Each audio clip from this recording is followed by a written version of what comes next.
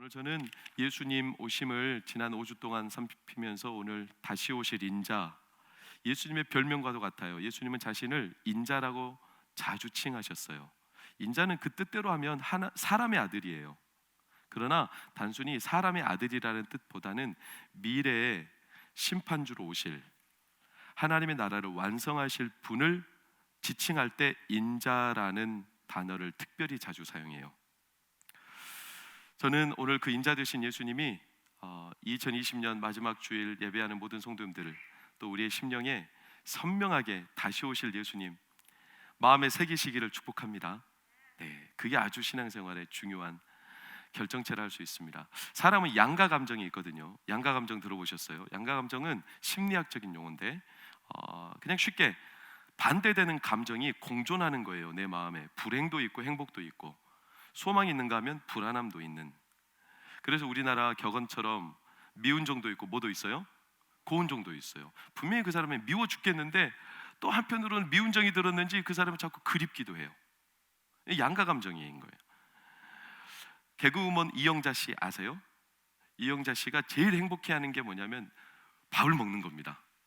밥을 먹을 때 얼마나 행복한지 몰라요. 그런데 동시에 밥을 먹으면서 불행감을 느껴요. 왜요? 밥이 계속 줄거든요. 먹으면 먹을수록 밥이 주니까 불행하기도 하대요. 양가 감정. 성도의 삶은요, 이 양가 감정에 늘 있어요. 왜냐? 간극 때문에 그래요. 간극을 이렇게 설명할 수 있어요. 바라던 일이 아직은 완성이 안 됐습니다.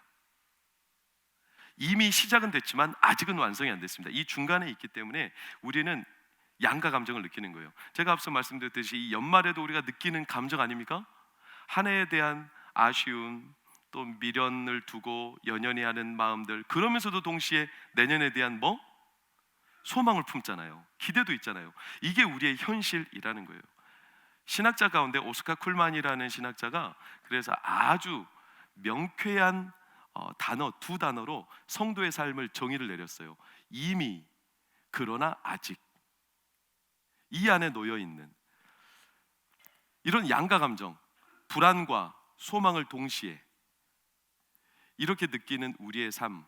그래서 사도 바울도요, 빌립보서 1장 23절 24절을 보면 그의 상태를 이렇게 고백한 적이 있어요. 내가 둘 사이에 끼었대요. 하나님과 세상 사이에, 믿음과 현실 사이에, 이미 이루어진 일과 아직 이루어진 일 사이에 끼어다 보니까 자기는 하나님께로 가고 싶은 열망이 있지만 또 한편 남아있는 성도들을 생각할 때 그는 여전히 그들과 또 함께하고 싶은 이런 양분된 마음.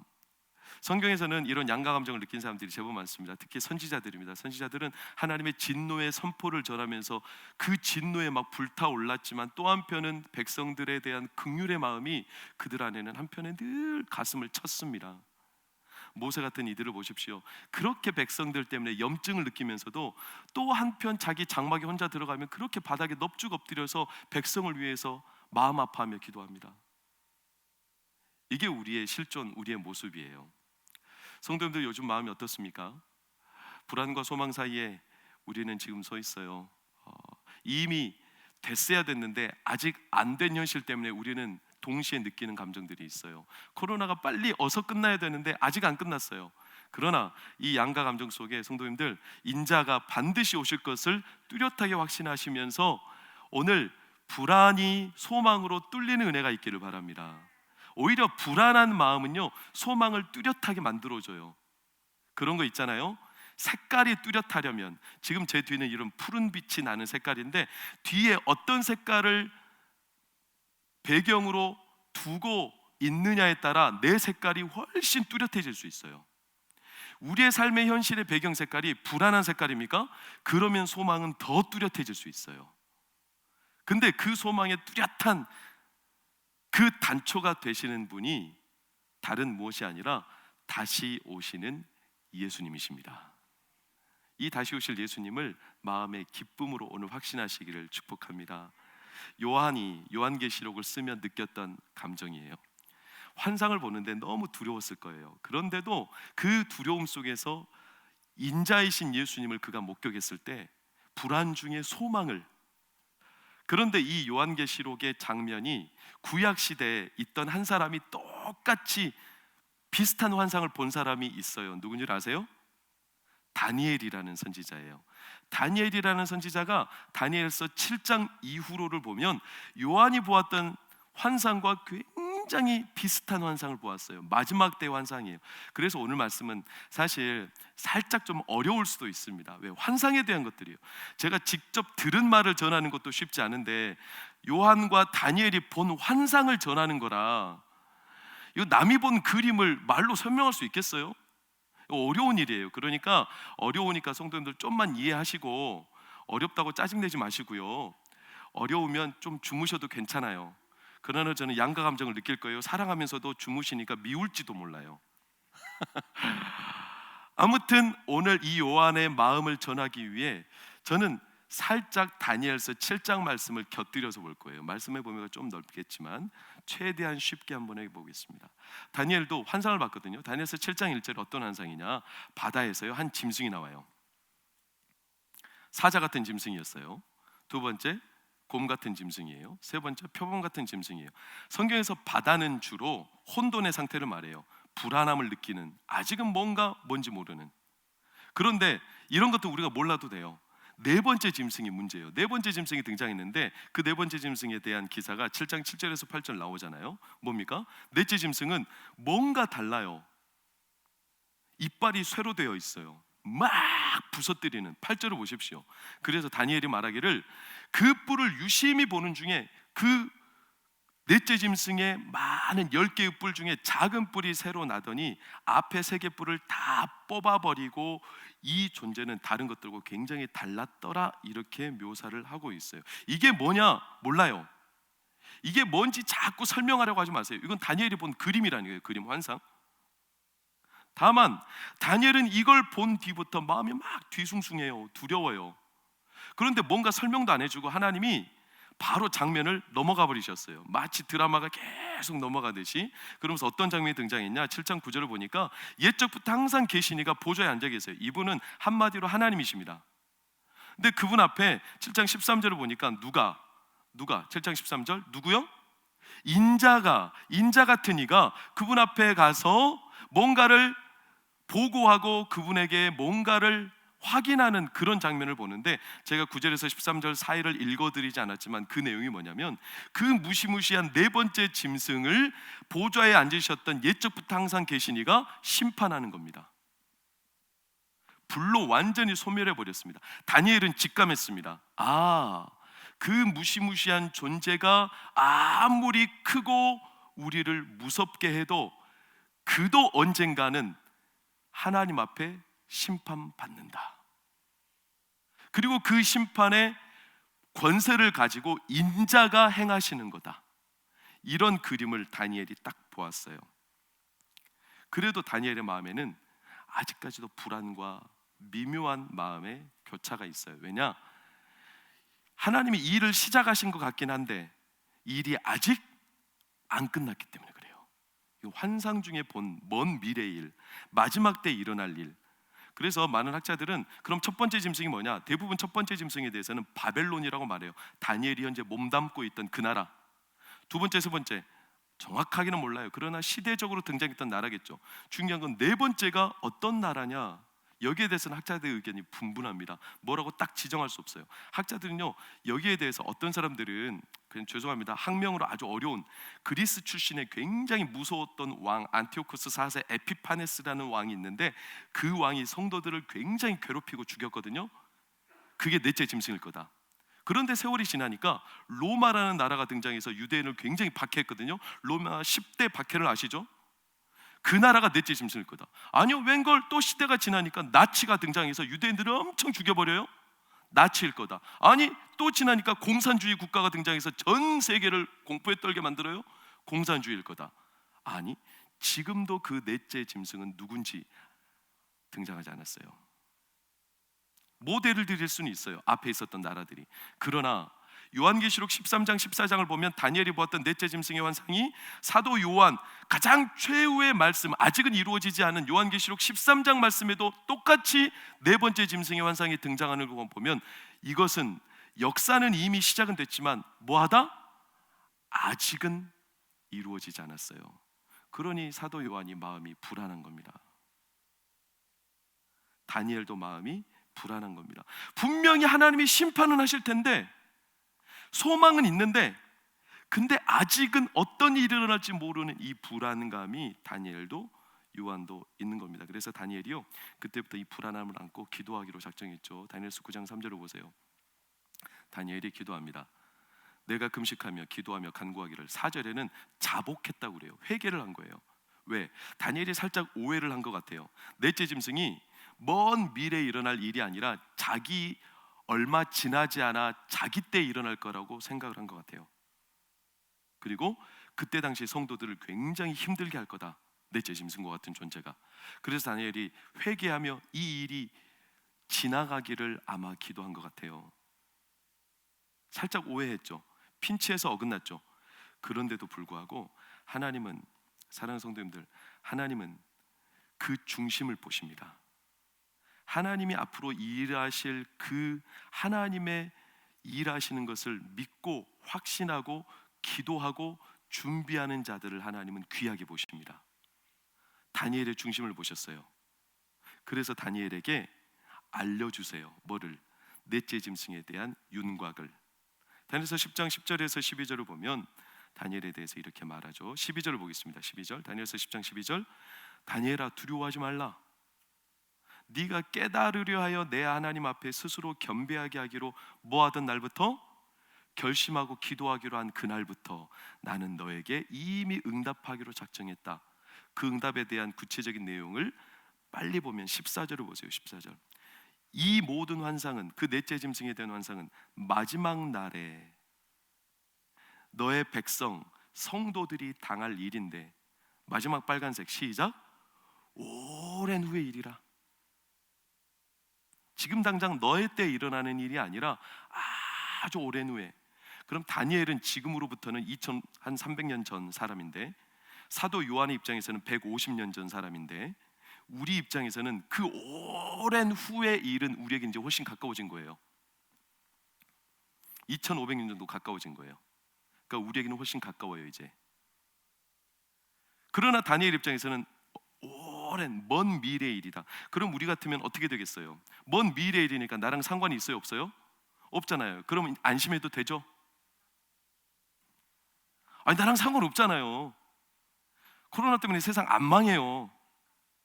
망하더라도 어쩌면 내가 먼저 죽을지 몰라요. 그러면 안심해도 되죠? 먼 미래의 일이다. 그거는 나랑 상관없어. 막연한 먼 시간의 일이야. 이렇게 생각하고 안심할 것 같죠? 그렇잖아요. 다니엘이 그때부터 더 무릎이 따다다다닥 부딪힐 정도로 너무 무서워하고 너무 막 마음에 경외감, 두려움, 거룩한 근심. 왜냐? 15절 16절 때문에. 15절 16절을 보세요. 그가 이런 말로, 이 모든 환상을 해석하고 난 뒤에 어떤 분이 다니엘에게 와서 말을 하는데, 다니엘이 납작 엎드리죠. 그러면서 16절 빨간색 시작. 인자와 같은 이가, 그 인자와 같은 이가 내 입술을 만지면서 그 환상에 대한 모든 일들을 낱낱이 보이신데, 그 환상, 그 사건, 넷째 짐승은 먼 미래의 일인데 중요한 건 뭐냐? 그 일을 이루실 누가? 인자가 내 눈앞에 있다니까요. 언제 일어나느냐가 중요한 게 아니에요. 그걸 이루실 그분이 내 눈앞에 불꽃 같은 눈으로 나를 지켜보고 계시다니까요. 그러니까 다니엘 힘이 쫙 빠져버렸어요. 왜? 이건 시간 문제가 아니에요. 막연하지 않아요. 왜? 그분이 내 눈앞에 보였다니까요. 그 일을 행하실 분이. 군대 가면 경계 처소, 이게 경계를 서잖아요. 저는 소대장이었기 때문에 한 저녁에 야간 근무를 들어가면 한 4개 처소에 병사들을 3명씩 넣어놔요. 그리고 저는 소대장이니까 초소에 얘네들이 잠자나 제대로 근무를 서나 이걸 보기 위해서 시간대마다 제가 감시하러 다녀요. 그럼 제가 원래 있던 소대장 초소에서 떠나서 옆에 초소로 갑니다. 그럼 병사들이 딱 제 동선을 봅니다. 남아있던 소대장님 저쪽으로 가시네? 그럼 저쪽 초소는 4초소가 있어요. 그럼 얘네들이 빨리 황급하게 TA312라고 이 군대에서 쓰는 전화기를 막 돌려요. 어디로 돌릴까요? 이쪽 초소로 돌립니다. 막 돌려가지고 뭘 말할까요? 야, 소대장님 그쪽으로 가셨다.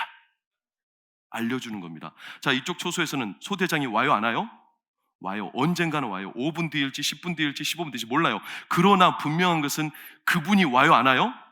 와요. 그분이 와요. 그분이 온다는 분명한 사실을 소대장, 소대원들은 알기 때문에, 이제 확실히 알기 때문에 편안하니까 잠자요? 아니요. 깨어있죠. 언제 올지가 중요한 게 아니에요. 그분이 내 눈앞에 반드시 온다니까요. 인자가 오십니다. 그분을 보면 모든 것들이 막연하지 않아요. 사람들은요, 막연해지기 쉬워요. 먼 미래 일이래요. 나랑 상관없대요. 네, 예수님은 언제 오십니까? 몰라요. 자꾸 코로나 때문에 심판 얘기하지 마세요. 자꾸 코로나가 종말이라고 말하지 마세요. 그렇지 않아요. 코로나보다 더한 심판들도 예전에도 많았고요, 앞으로도 많을 거예요. 시간의 문제로 예수님을 판단하려 하지 마세요. 중요한 것은 그분이 와요.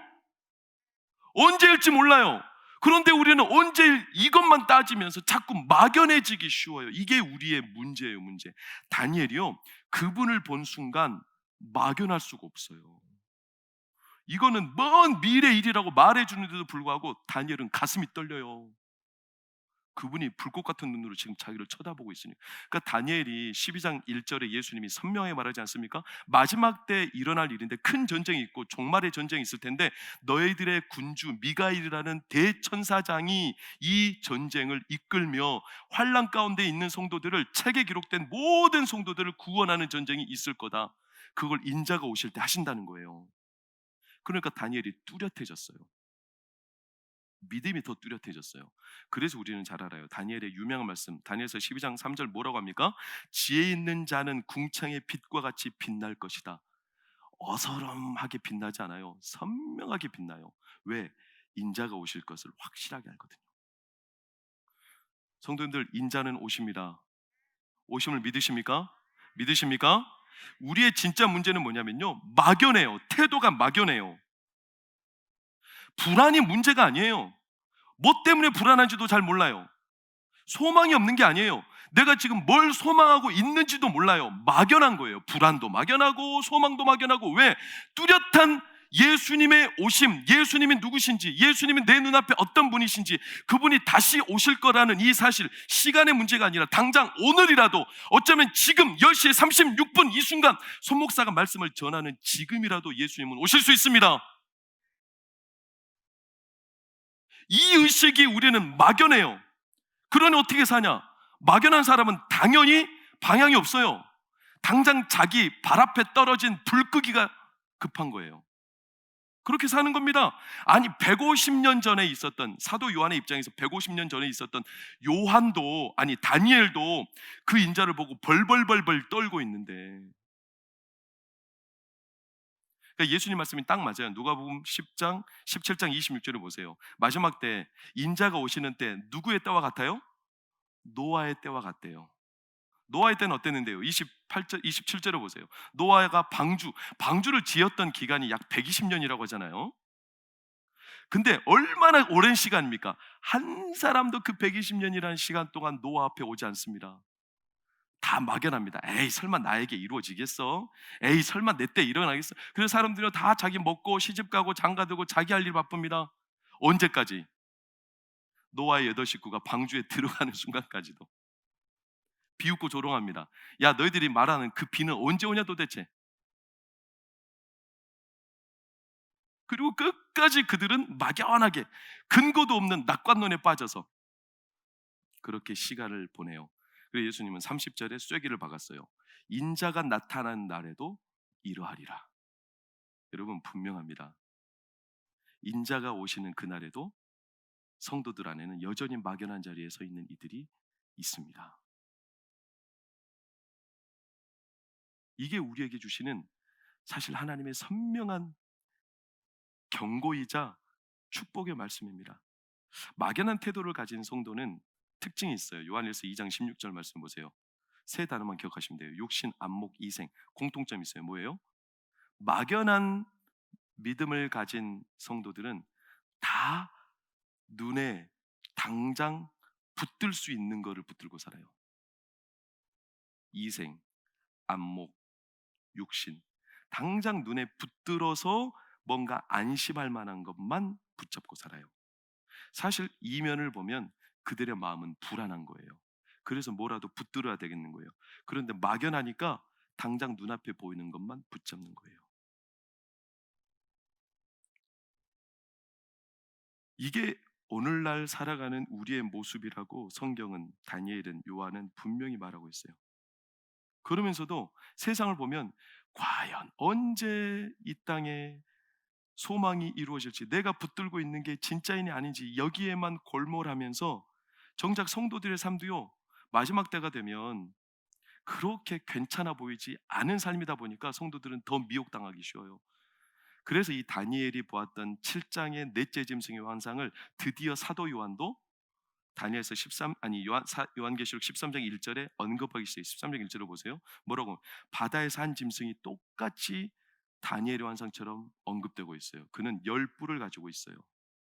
10뿔 가운데 7개, 3개의 뿔이 뽑히고 1개의 작은 뿔이 새로 나는 다니엘의 환상과 아주 흡사한 환상을 요한이 보면서 그 짐승은요, 바다에서 나왔던 네 번째 짐승은요, 얼마나 권세가 탁월한지, 얼마나 능력이 기가 막힌지 하나님처럼 막 일하는 역사들이 막 나타나요. 요한계시록 13장을 보면 시간 관계상 다 말씀드릴 수가 없어요. 그래서 어떻게 되냐? 사람들이 그를 막 따르기 시작해요. 아, 이걸 붙잡아야 된다는 거예요. 그런데 반면 성도들은 어떻게 돼요? 요한계시록 13장 7절과 8절을 보세요. 성도들에 대한 기사는 참 가슴 아파요. 그 권세를 받은 큰 짐승이요, 성도들과 싸워 성도들을 이긴대요. 그만큼 권세가 세대요. 그래서요, 8절, 죽임을 당한 어린 양의 생명책에 기록되지 못하고 이 땅에 사는 사람들은 그 짐승에게 결국 경배한대요. 왜? 그 짐승이 진짜거든요. 사람들이 막 비웃어요. 야, 도대체 너희들은 뭘 기다리는 거야? 그 인자는 도대체 언제 오신대? 야, 우리가 믿고 바라는 그 짐승이 누군지 모르지만 그게 돈인지 아니면 세상 정권인지 아니면 앞으로 등장할 어떤 21세기 다른 나라인지 우리는 아직은 모르지만, 아직 이루어지지 않아서 우리는 불안하기 때문에 그 권세를 탁월하게 갖고 있는 그 네 번째 짐승과 같은 짐승이 있을 때 사람들은 그를 붙잡고요, 그를 따르고요, 그가 미래를 열어가는 길이라는 거예요. 그러면서 우리를 조롱해. 야, 너희들이 기다리던 그 인자는 도대체 언제 오시는 거야?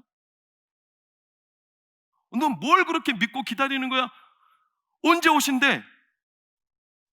그 인자가 진짜 오시기는 오시는 거야? 그 성도들 마음이 얼마나 상하겠어요. 얼마나 성도들 마음이 속상하겠어요. 그러면서 점점 진짜 세상의 모든 힘과 모든 것들을요, 그 네 번째 짐승이 컨트롤하는 것처럼 보여요. 사람들이 뭐 그 밑에서 서로 높은 자리, 자기가 더 많이 가지려고 이제는 있는 자가, 그리고 뭔가 눈치가 빠른 자가 그 권세를 누릴 수 있기 때문에 배반하고 등쳐먹고 뺏기지 않기 위해서 빼앗아야 되고 이렇게 치고받고 싸우고, 이런 일들이 부지기수로 세상에 일어나요. 그러면서 우리가 잘 아는 요한계시록 13장 16절에서 18절, 그 네 번째 짐승 때 일어나는 일들 아닙니까? 그가 모든 자, 작은 자, 큰 자, 부자, 가난한 자, 자유인 종들의 오른손이나 이마에 뭐를, 이 표를 뭐 식품에 붙어있는 바코드 이런 걸로 말하지 마세요. 그건 아주 사사로운 아무것도 아닌 이론입니다. 그런 표 아니에요. 근데 이 표는요, 정확한 의미가 있어요. 17절, 누구든지 이 표를 가진 자 외에는 뭐를 못해요? 매매를 못해요. 매매를 왜 하는 겁니까? 내가 잘 살기 위해서, 내가 이득을 보기 위해서, 내가 뭔가 누리기 위해서 매매를 해야 되는데, 사고 팔아야 되고 거기서 이윤을 얻어야 되고, 이게 세상 구조 아닙니까? 이렇게 매매를 해야 되는데 그 권세 있는 자가 아무에게나 매매할 수 있는 표를 안 준다는 거예요. 그 사람들이 거기에 다 경배하고 그걸 종속하고 거기에 따라갈 수밖에 없는 거죠. 그걸 위해서 남들을 등쳐먹고 빼앗고 뺏기고 할 수밖에 없는 거죠. 성경에서 매매 때문에 망한 사람들이 한둘이 아니잖아요. 에서라는 사람은요, 자기 장자권을 매매해버리지 않습니까? 당장 눈앞에 보이는 이생, 안목, 정욕 때문에 막연하게 뭔가 뚜렷한 게 자기가 붙잡고 있는 게 없기 때문에, 가룟 유다는 자기의 진짜 주인이신 예수님을 매매해버리지 않습니까? 사람이 그토록 어떻게 보면요, 대단히 어리석어요.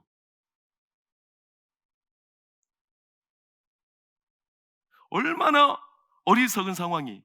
그런데도 성도들은 여전히 인자를 기다리는데, 세상은 이렇게 흘러가는데, 사람들은 코로나 이후에 이제 어떻게 될지 막 막연한 두려움에 쌓여가지고 뭘 해야 된다, 뭘 해야 된다, 뭘 해야 된다, 이런 말들은 많은데 도무지 성도들조차도 이제 내가 뭘 붙들고 뭘 바라보고 뭐에 내 삶에 초점을 두고 살아야 될지 막연해져 버렸어요. 코로나 때문에 막연해질 수 있습니까? 아니요. 코로나가 진짜 우리가 하나님이 주신 기회고 심판의 모델이라면, 그러면 진짜 예수님을 더 똑바로 믿고 붙잡아야 되는 거 아닙니까? 예배가 막연해지는 게 아니라. 근데 막연해져 버렸어요. 성도들은 속이 상해요. 우리 주님은 언제 오시나?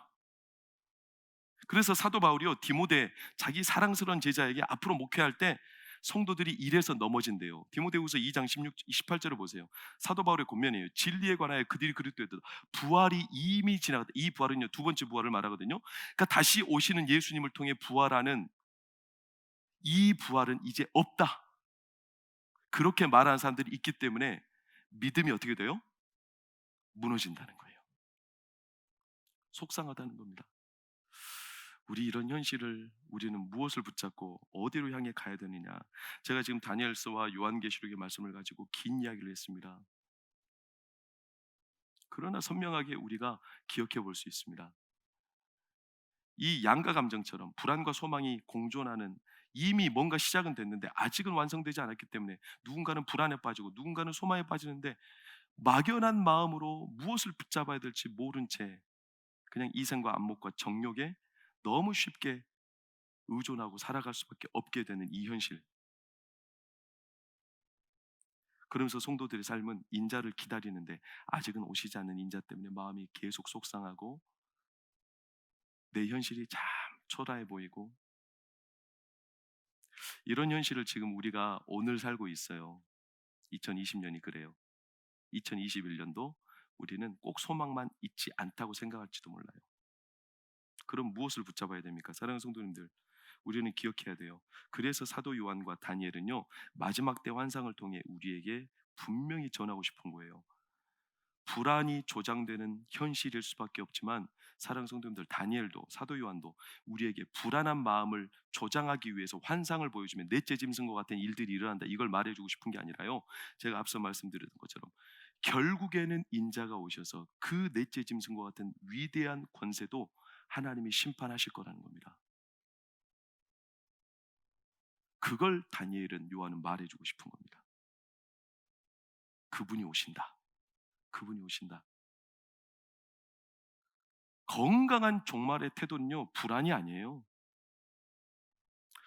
혹간에 제가 담임 목사로서 부탁드립니다. 교회 안에, 성도들 안에 코로나가 막 이렇게 흥황은 표현이 좀 잘못됐어요. 코로나가 이제 많이 막 이렇게 널리 막 이렇게 성행하면서 사람들이 지금 종말론에 많이 빠지고 있거든요. 성도님들, 혹시 출처가 없고 근거가 분명하지 않은 유튜브 보지 마십시오. 자꾸 불안을 조장하는 종말론은 잘못된 종말론입니다. 다니엘이 전하는, 사도 요한이 전하는 종말의 모습은 우리는 환상이기 때문에 정확히는 모르지만 한 가지는 분명합니다. 하나님은, 예수님은 불안을 조장하면서 우리를 종말의 시대로 이끄는 게 아니라 그 불안 속에서도 인자는 반드시 오셔서 정의로 심판하시며 성도들의 눈에 눈물을 닦아주시며 이 땅에 영원한 왕으로 오시는 하나님은 소망을 우리에게 주시는 분이라는 것을 전하고 계십니다. 불안이 아닙니다. 유튜브에서 뭐 종말이 어떠더니, 지금 코로나 때문에 뭐 한국 교회가 어떻다더니, 네, 맞는 말일 수도 있어요. 그러나 그 일로 인해서 하나님을 바라보고 오실 인자에 대한 눈이 열리는 것보다 자꾸 불안한 마음 때문에 뒤숭숭해지고 뭘 붙잡아야 될지 모르는 일들이 일어납니까? 그것은 잘못된 겁니다. 그런 유튜브에 빠지지 마십시오. 모르시면 죄송하지만 교육자한테 물어보십시오. 사도 요한은 지금 그걸 말하는 거예요. 그분께서 오셔서 우리의 눈에 눈물을 닦아주실 거며 우리의 수고를 위로하실 것이며 우리를 완전히 회복시키실 겁니다. 세상은 쓴소리와 독설을 내붙습니다. 그 인자가 언제 오냐? 하하하, 너희들 그 인자가 도대체 언제 오는 거야? 이렇게 독설을 내뿜을 때 사도 요한도 다니엘도 그분의 환상을 뚜렷하게 보고 인자를 눈앞에서 봤을 때 그분들은 흔들리지 않았어요. 시간의 문제가 아니에요. 그럼 우리는 질문을 던져봐야 돼요. 인자가 진짜 옵니까? 인자가 오신다라는 근거를 어디서 씁니까? 인자가 다시 오신다. 어디서 얻을 수 있습니까? 사랑하는 성도님들, 말씀에서 충분히 얻을 수 있어요. 그러나 우리가 가슴과 가슴으로 제가 꼭 전하고 싶은 그 증거는요, 성경에는요, 그 인자가 오시는 날을 기다리고 준비하는 이들이 항상 있었어요. 그들을 히브리서 11장에서는 한마디로 이렇게 표현해요. 그들은 세상에 감당하지 못할 자들이니라. 그들은 누굽니까? 그들은 아직 예수님 만난 적도 없어요. 그런데 예수님 오실 걸 믿었어요.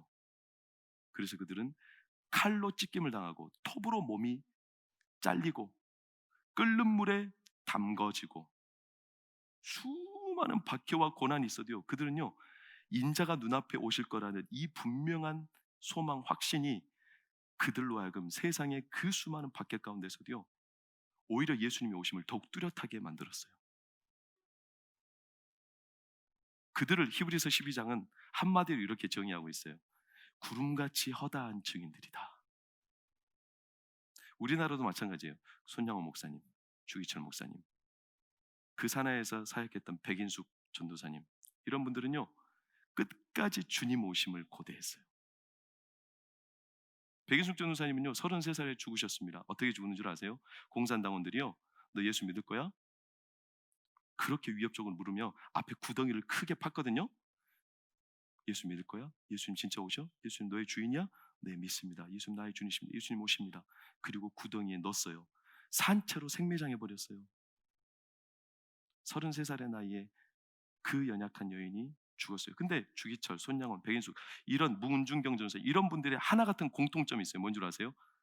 예수님은 다시 오실 텐데 그날에 내가 지금 예수님을 만약에 부인하면 다시 오실 예수님 앞에 내가 뭐라고 답하겠는가?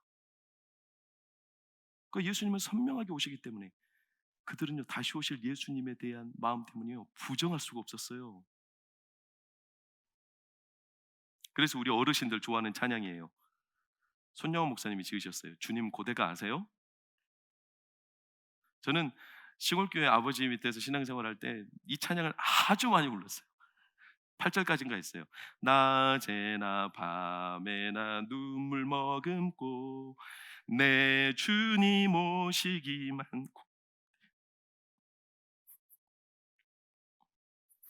그렇게 마음을 다해서 불렀어요.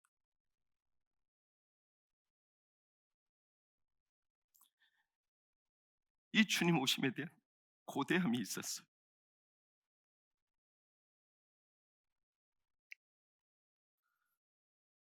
오늘날 한국 교회가 이 마음을 많이 잃어버렸어요.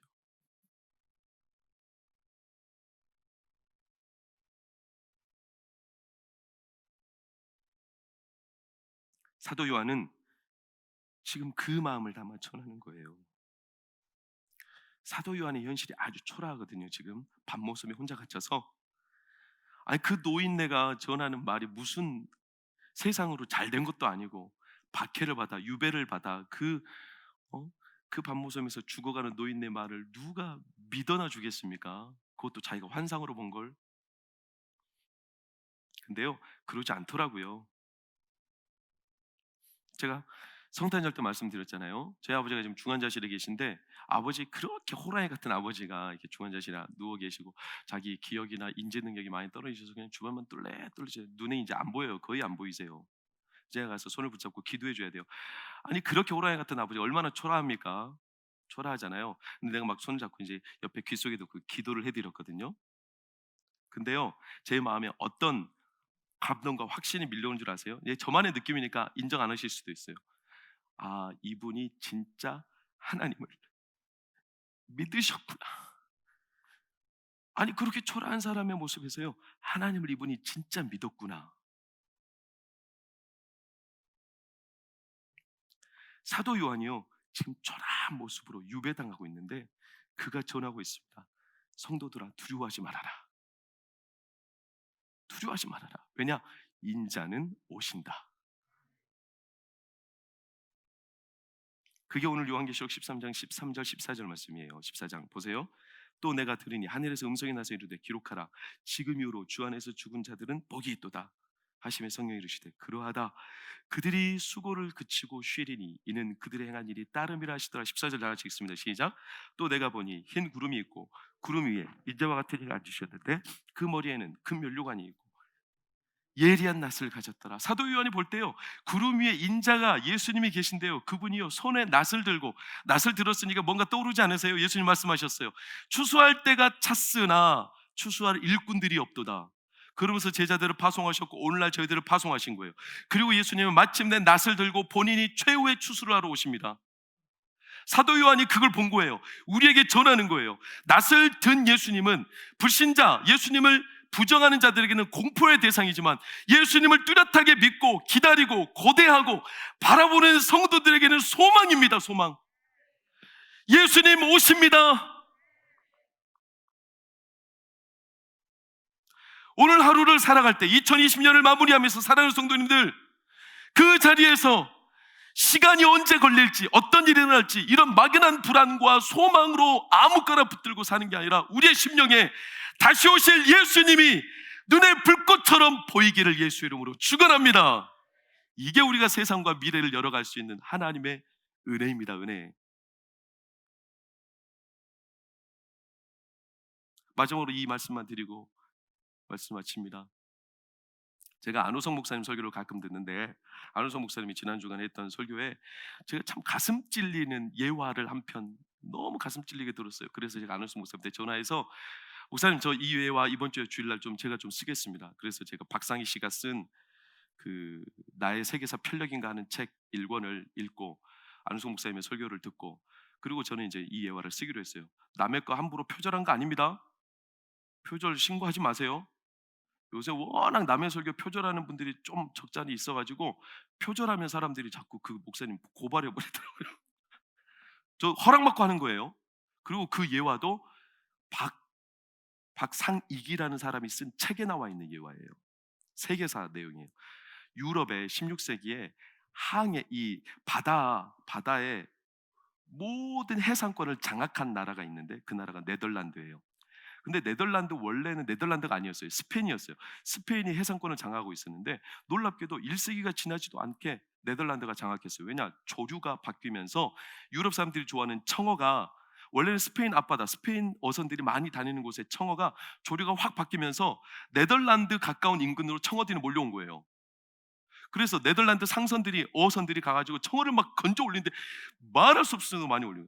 그래가지고 나중에 예전에는 항구에다 올려놓고 이 청어들을 손질했는데 너무나 많이 잡히니까 네덜란드가 기술을 개발해서 배 위에서 잡아 올리자마자 머리 자르고 내장 꺼내가지고 조업을 펼치는 이런 기술이 발달하니까 점점 뭐가 자연스럽게 발달해요? 어업이 발달하니까 조선업이 발달하겠죠. 배가 발달하겠죠. 조선업이 발달하고 이 청어들은 막 널리 수출 수입하다 보니까 뭐가 발달해요? 해운업이 발달하겠죠. 그러면서 막 네덜란드가 해상권을 장악하기 시작했어요. 전 세계로. 우리나라에 왔던 최초의 서양인 누굽니까? 하멜. 제주도에 난파해 가지고 들어왔던 하멜도 네덜란드 상선의 사람이에요. 근데 이 네덜란드가 세계를 그 모든 수출입을 장악할 수 있었던 진짜 비하인드 스토리의 인물이 있어요. 그게 누구냐면 바렌츠 선장이에요. 이 사람은요, 네덜란드가 한참 이제 막 조선업, 해운업이 발달할 때, 원래는 한참 네덜란드가 수출 수입할 때 아래로 삥 돌아서 갈 수밖에 없는, 바닷길이 거기밖에 없으니까. 그래서 이 바렌츠 선장은 최대한 짧은 경로를 발견하기 위해서 네덜란드 북쪽 지방, 북해도 지방으로 이렇게 건너가려고 그 새로운 항로를 개발해요. 근데 북해도 지방 이쪽에는요, 빙하가 있어요. 그래서 배가 가기가 참 어려워요. 거의 불가능해요. 이걸 개발하려고 바렌츠 선장이 포부를 품고 17명의 선원을 뽑아서 자기 배를 가지고 특별히 이 북해도 지방을 지나서 나중에 시베리아, 러시아 쪽에 있는 사람들한테 물건까지 날라주는 항해를 개발하고, 두 번째는 운수업, 이 두 가지를 목표로 일을 시작했어요. 근데 아무도 투자를 안 해요. 왜? 거기가 너무나 어려운 길이니까 누구도 송구하지 못할 거다. 투자하면 망하니까요. 그래서 이 바렌츠 선장이 자기 돈 다 털어서요, 한 달치 분량의 식량을 사가지고 17명의 선원을 데리고 자기 배로 갔어요. 그리고 기대했어요. 6월 달인가 출발했어요. 6월 달이면 날씨가 좀 따뜻하잖아요. 빙하가 녹을 거다. 그럼 우리가 통과할 수 있을 거다. 그런데 오차고였어요. 막상 들어갔는데 빙하가 녹지 않았어요. 배가 빙하 가운데 갇혀버렸어요. 오도가도 못해요. 거기서 무려 1년을 고립되어 지냈어요.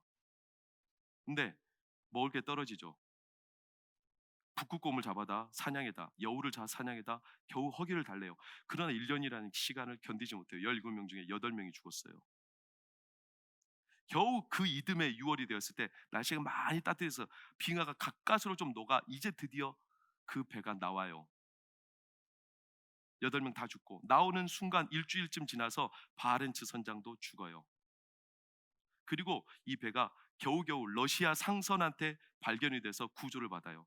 그리고 네덜란드 암스테르담으로 다시 가죠. 네덜란드 공무원들이 나와서 배를 조사해요. 어떤 사고가 있었는지, 어떤 경위였는지 조사해요. 공무원들이 뜻밖의 깜짝 놀란 사실을 발견해요. 그게 뭔지 아세요?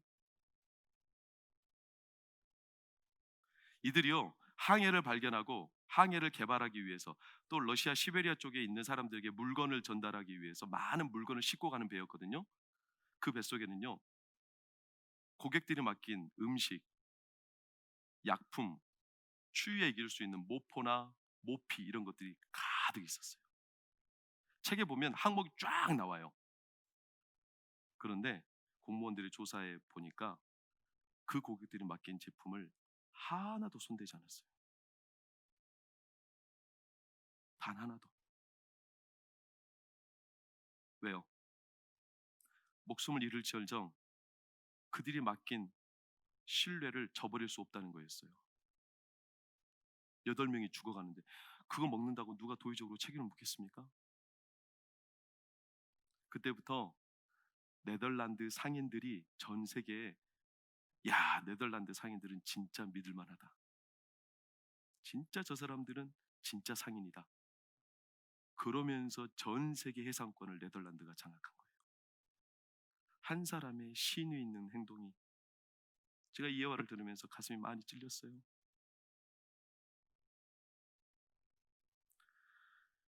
예수님 뭐 언제 오시지 믿어요. 오실 겁니다. 그러나 지금 당장 뭐 큰일이야 있겠어. 그래서 내가 가지고 있는 믿음, 내가 가지고 있는 어떤 시간, 내가 가지고 있는 어떤 여러 요소들을 잠시 바꾸고 매매하고 팔아 넘기고, 이거 뭐 다시 시간 지나면 다시 찾으면 되니까, 이런 마음의 찔림들이 아주 많았어요. 한 사람의 시인 있는 행동이 그 나라 전체, 시편 37편 말씀을 기억하십니까? 의인의 자손은 걸식하지 않는다. 한 사람의 믿음의 행동이 그 나라 전체를 살렸습니다. 왜 우리의 신앙의 선배들은 믿음을 지켰는가? 목숨을 다해서 밀어내서가 아니에요. 예수님이 오실 걸 선명하게 알았어요. 무엇보다 예수님이 그 길을 우리에게 틀림없이 지켜주셨어요. 십자가 위에서. 그래서 그 예수님은 약속을 지키시는 분, 믿을 만한 분, 그분은 반드시 약속하신 대로 다시 오실 분, 그분 앞에서 우리 신앙의 선배들은 믿음을 저버릴 수가 없었어요. 왜? 그분은 확실한 분이니까. 다시 오실 분이니까. 그래서 그분을 사도 바울은 고린도전서 15장 45절에 이렇게 표현해요. 마지막 아담, 첫사람 아담은 실패했죠. 믿음을 저버렸죠. 그러나 마지막 아담은 우리에게 새로운 길 열어주시며 우리에게 살게 해주셨어요. 이 마지막 아담을 히브리어로 벤 아담이라 할 수 있어요. 사람의 아들. 그것을 한글로 번역하면 인자예요. 인자. 인자는 약속하신 대로 오셨고 다시 약속하신 대로 오십니다. 사랑하는 성도님들, 우리 약하지만 우리 예수님 앞에 믿음을 지킵시다. 모일 수 있든 없든 상황이 어떻든 사랑하는 성도님들, 우리 믿음을 지킵시다. 마음을 지키고 믿음을 지키고, 기다리기 힘들지만 앞으로 어떤 일들이 일어날지 모르지만 그러나 선명하지 않습니까? 인자는 반드시 오십니다. 그러니 우리 믿음을 지키고, 사랑하는 예수님 우리의 삶을 언젠가 안아주시며 성도님들의 그 눈물과 노고를 위로하시며 하나님의 큰 은혜 가운데 성도님들 가정가정 품어주시기를 예수의 이름으로 축원합니다. 우리 같이 일어나 찬양하고 기도합시다.